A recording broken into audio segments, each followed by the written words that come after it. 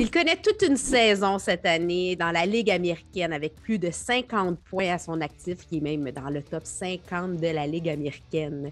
Il a signé un contrat de 2 ans avec nos Canadiens de Montréal. Ici Isabelle Etier et bienvenue sur le balado Femmes d'hockey présenté par IGA. Vous l'aurez deviné, mon invité cette semaine, Raphaël Harvey Pinard.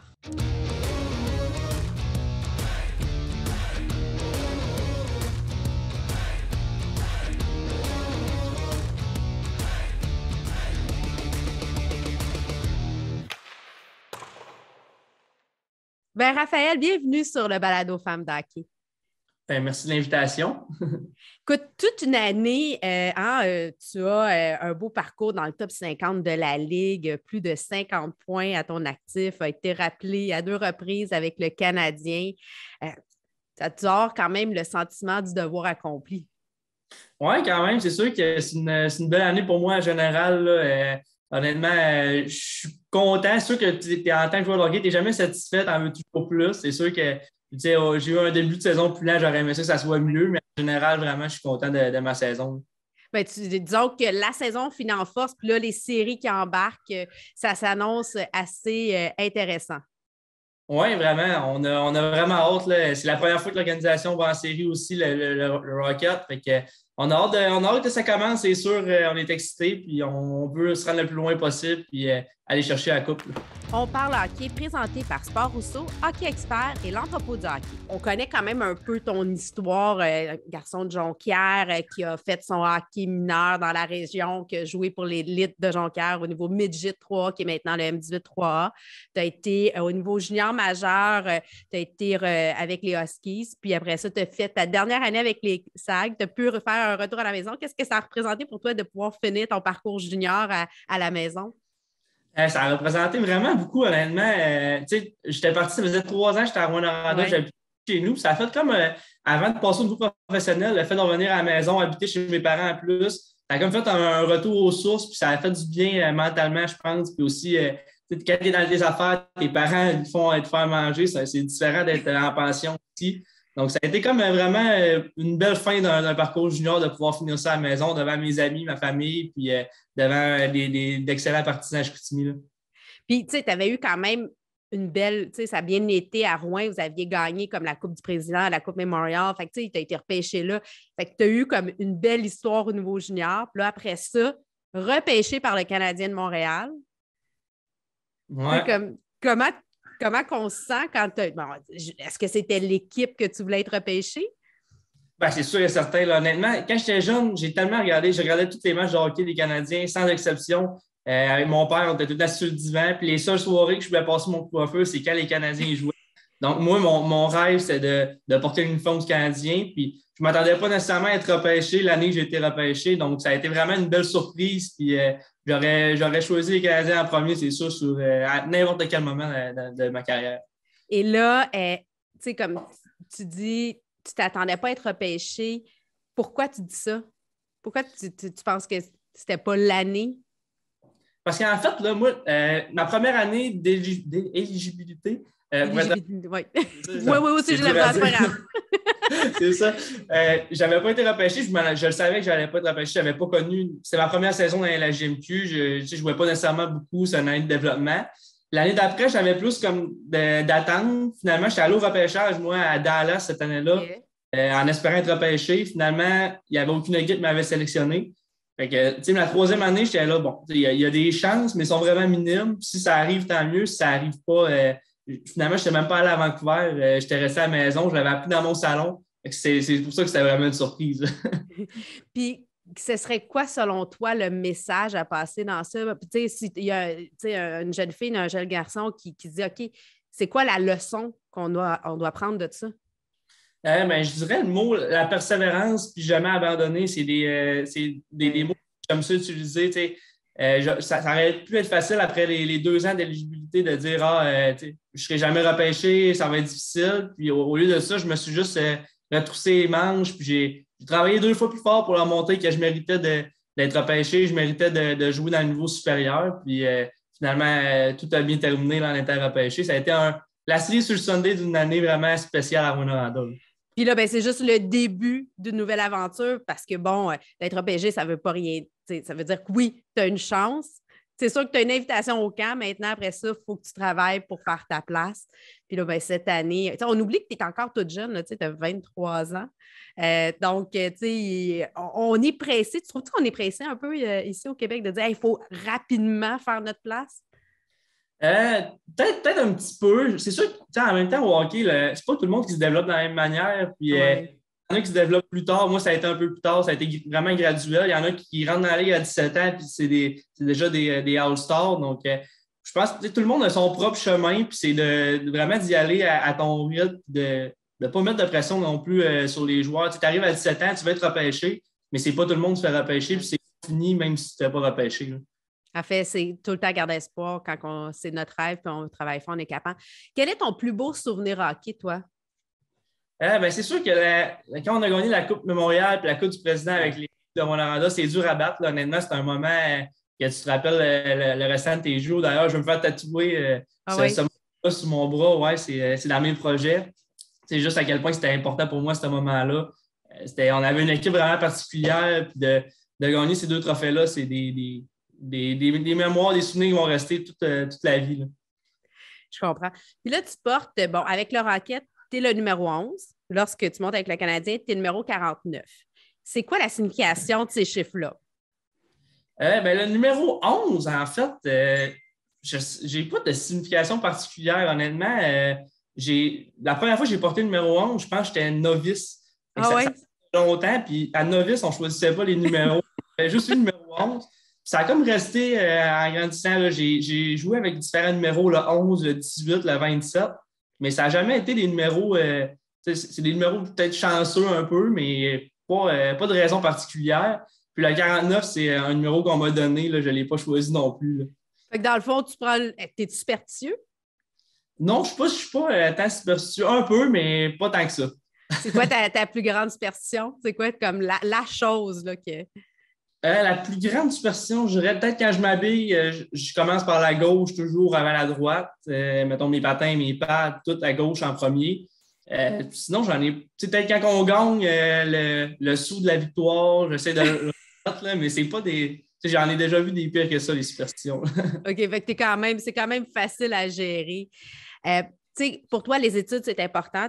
Tu fais partie de ces quelques joueurs qui continuent à aller à l'école. Pourquoi? Tu étudies en administration présentement, mais je pense qu'une des choses que tu aimerais faire, c'est vraiment d'être au niveau physio, en physiothérapie. Oui, c'est ça. Mais en fait, moi, l'école, ça a toujours été important, là. Ma famille a mis beaucoup d'importance quand j'étais plus jeune, au primaire, au secondaire, de travailler, oui, au hockey, mais à l'école, puis tu donnes ton 100% aussi à l'école.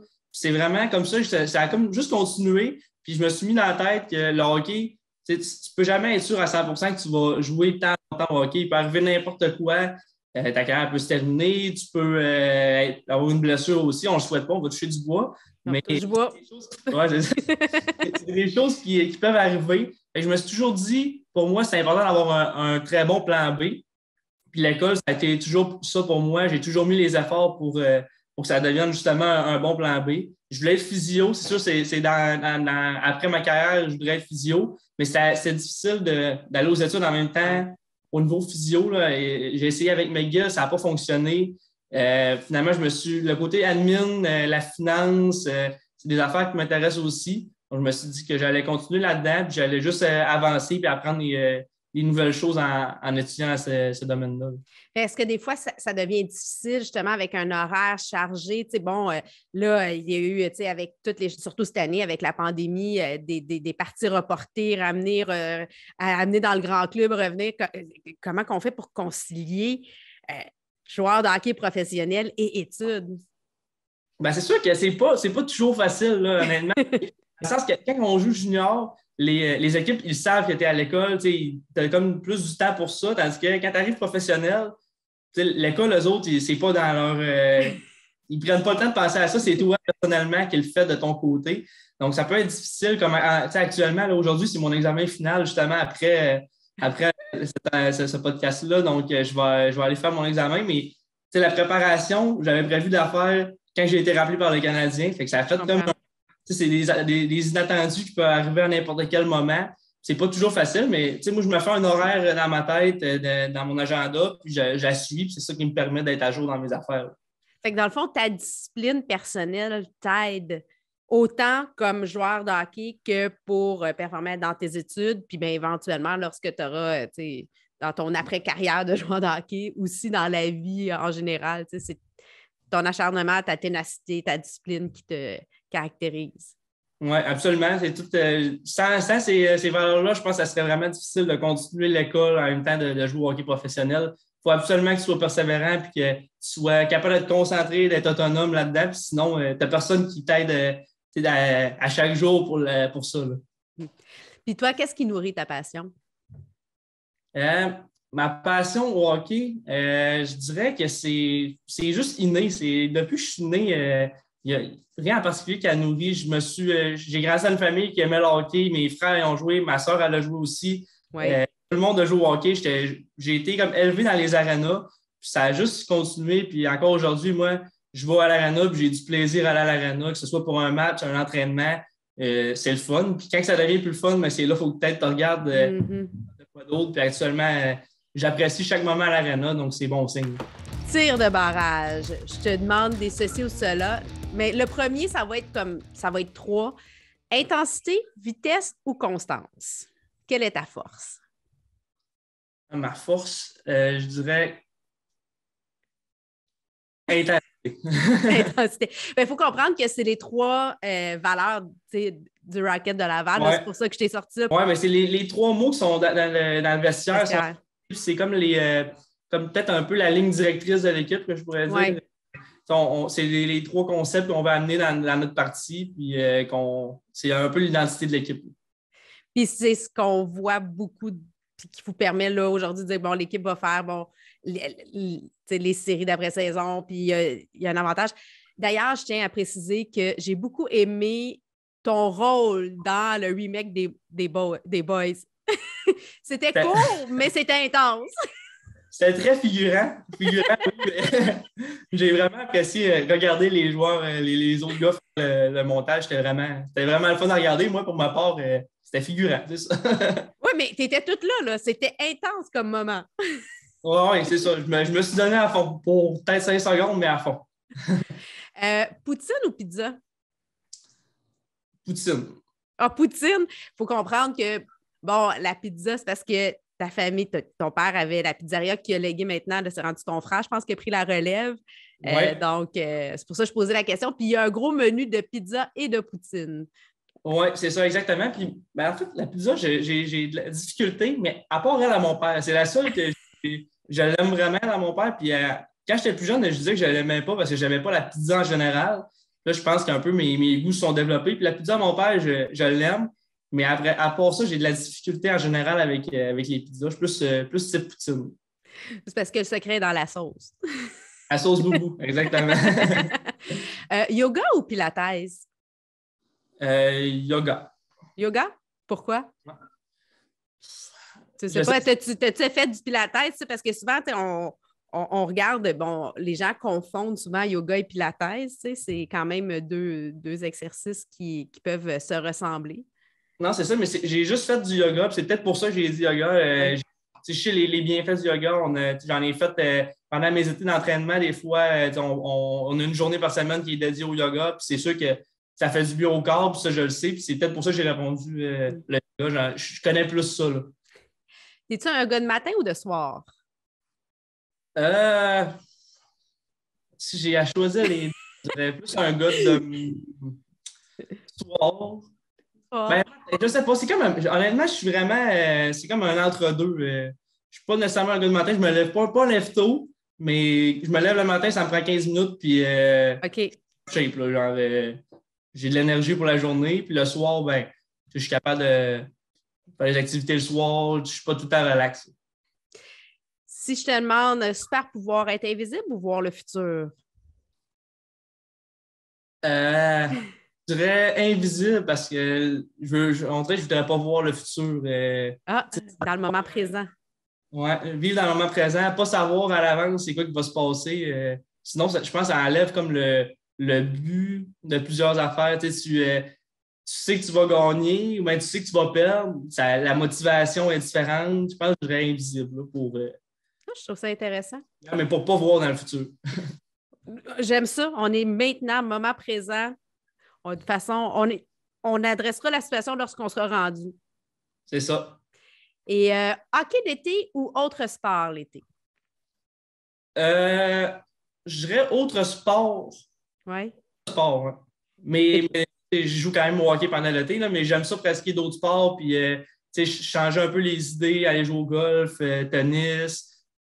C'est des sports que j'aime pratiquer, puis ça pratique d'autres affaires. Le golf, c'est beaucoup le mental pour moi, le côté mental, puis le tennis, les jeux de pied, l'agilité. Oui. Je pense que c'est bon pour les joueurs de hockey de changer de sport pendant l'été aussi. Mais j'ai entendu à un moment donné, tu disais que tu avais pratiqué plusieurs sports dans ta jeunesse aussi, que ça n'a pas été. Bon, tu joues au hockey, oui, mais tu as fait, c'est ça, du tennis, tu as fait plein d'activités. Oui, ben, j'ai joué longtemps au soccer Ouais. jusqu'à temps que je pense que j'avais 14 ans quand j'ai arrêté de jouer. OK. J'ai pris des cours de tennis aussi. Le golf, c'est dans ma vie depuis longtemps. Je joue encore au golf. Il y a un temps que j'étais bon, là, j'étais un peu moins bon que j'étais. Ben là, écoute, il faut se concentrer sur un sport à un moment donné, rendu au niveau professionnel, c'est correct. Oui, exactement. Maintenant, place aux femmes. À Femmes d'hockey, on aime ça mettre en valeur les femmes qui évoluent dans l'univers du hockey. Quelle est la femme de hockey, toi, qui t'inspire? Je dirais ma soeur. Ouais, hein? Ma soeur, elle travaille dans les médias. Aujourd'hui, on la voit un peu plus, mais derrière ça, il y a quand même beaucoup de travail. Je l'ai vu évoluer au niveau de. Au début, c'était pas juste les sports, c'était l'actualité en général. Ouais.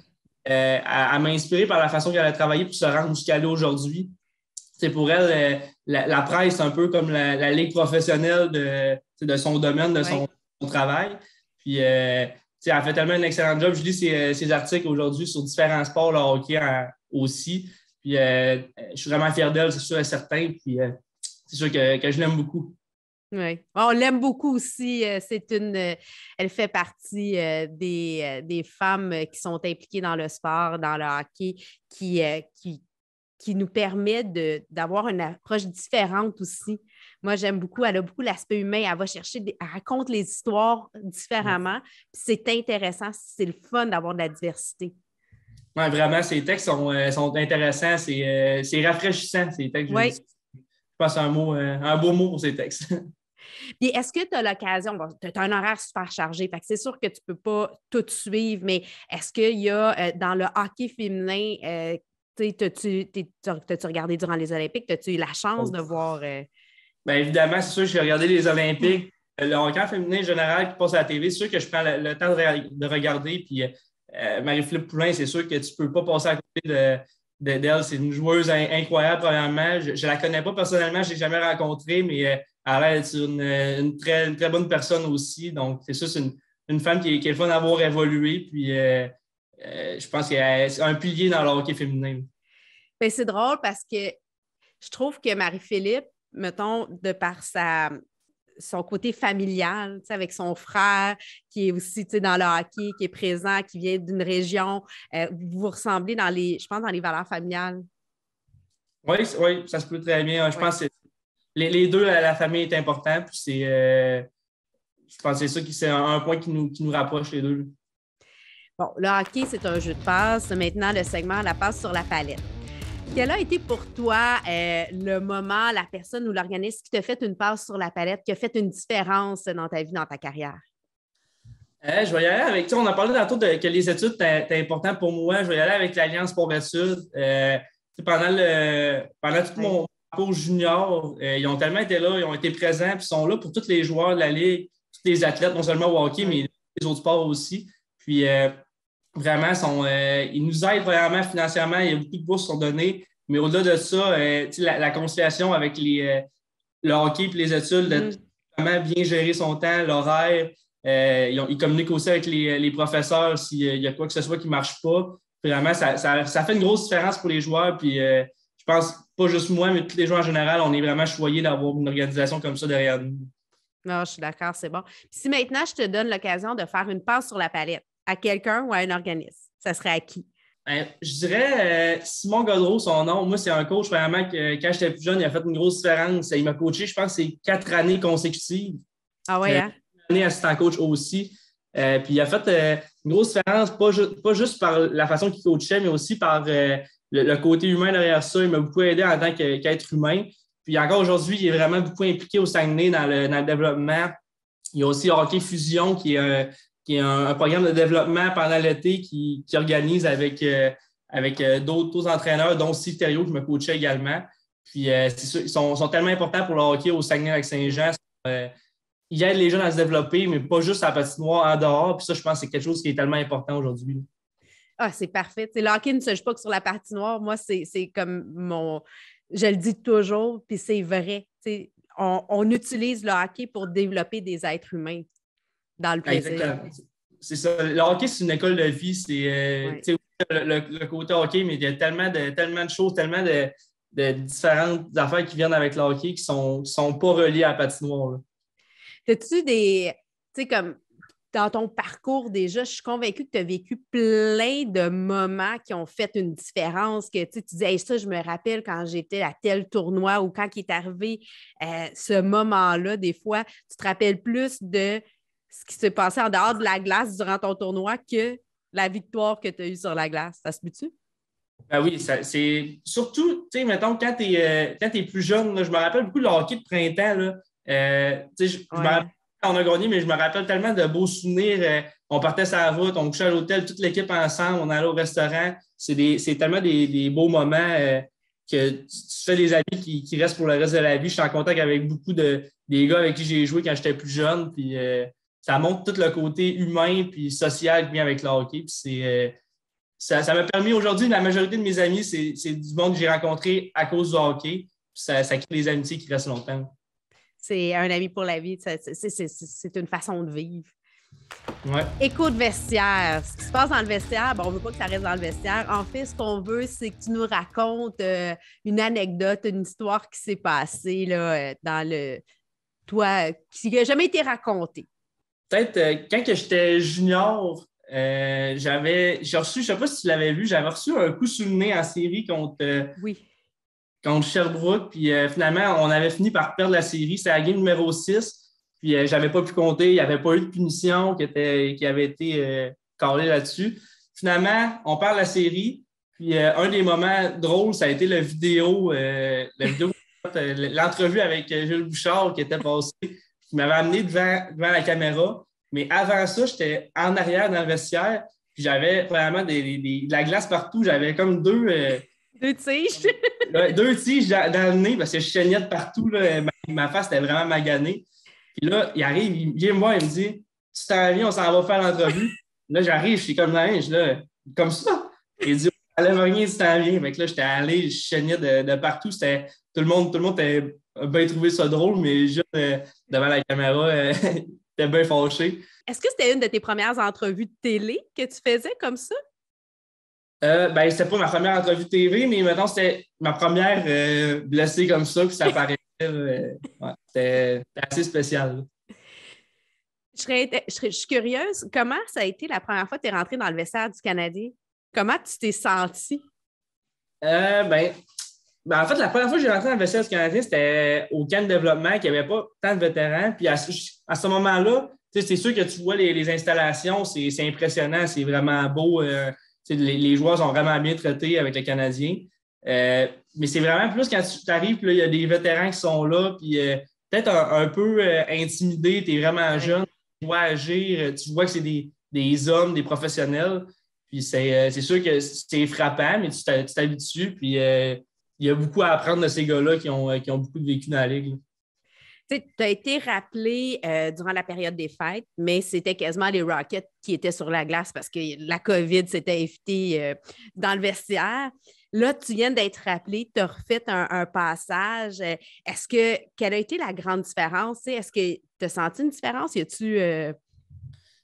c'est sûr, il y avait une différence. Puis, tu viens de le dire, justement, la première fois que j'ai été rappelé, c'était quasiment tout le Rocket qui était présent. Donc, on dirait que oui, j'ai vécu l'expérience au maximum quand même. C'est mon premier rappel. En plus, tu as fait un but, fait que ça a bien été. Exactement, c'est ça sur le chandail. Mais tu sais, J'arrive dans le vestiaire, puis c'est tous des gars que tu connais, que tu joues avec depuis le début de l'année. Puis là, j'arrive, puis le dernier rappel, il y avait besoin de juste un gars pour être rappelé, puis c'est moi qui ont décidé de rappeler cette fois-là. Donc, c'est un peu, c'est un rappel qui est différent, une expérience différente. C'est tous les gars de l'équipe étaient là, de la Ligue nationale. Puis c'était une expérience qui était tout aussi le fun, mais différente. Puis c'est qui le joueur qui t'a le plus comme impressionné? Tu sais, que t'as fait comme, ou t'as surpris que tu t'attendais pas? Y a-tu un qui t'a fait comme, c'est pas ce que je m'attendais, lui, ou de façon positive, là? Oui, bien, je dirais pas que ça m'a surpris à cause que j'avais lu des commentaires sur lui beaucoup, mais je ne l'avais pas vraiment rencontré à cause les fois que j'étais allé, il était blessé, mais c'est Edmundston, honnêtement. Ah ouais. Il est vraiment, vraiment gentil. Il a pris le temps de me parler. J'étais assis à côté de lui à Brossard dans la chambre, puis il me posait des questions. Vraiment, ça a été une belle rencontre, puis il est super gentil. Puis tu vois qu'il est là pour les jeunes, qu'il veut transmettre son expérience. Il y en a qui disent que c'est un peu c'est un leader dans la chambre, c'est le capitaine de l'ombre qu'on ne connaît pas beaucoup dans les médias ou dans la population en général. Ben c'est facile à voir que c'est un leader. Là. Ça se voit. La première fois que je suis rentré dans la chambre, je l'ai vu tout de suite que c'est un leader, juste par la manière qu'il se comporte et la manière qu'il parle aux autres. Là. Puis je t'en pose une petite dernière, c'est, on te compare souvent à Gallagher. Bon, tu as le numéro 11 avec le Rocket, là, bon, et ça. Qu'est-ce que ça fait pour toi qu'on te compare avec ce joueur-là qui est un monument pour le Canadien, qui est comme une signature pour... ça te met-tu de la pression ou ça fait juste te remplir de fierté puis ça te donne envie de travailler encore plus fort pour être à la hauteur? Ben, je ne dirais pas que ça me met de la pression. Je dirais que c'est vraiment un sentiment de fierté. C'est sûr que c'est le fun de se faire comparer à Brendan Gallagher. Tu viens de le mentionner, c'est un joueur qui a été important pour l'organisation du Canadien. Il est encore important. Puis c'est un exemple pour la façon qu'il se comporte sa patinoire et sa glace. Puis tu le sais qu'il est là parce que chaque soir, il va donner son 150 puis il va faire une différence.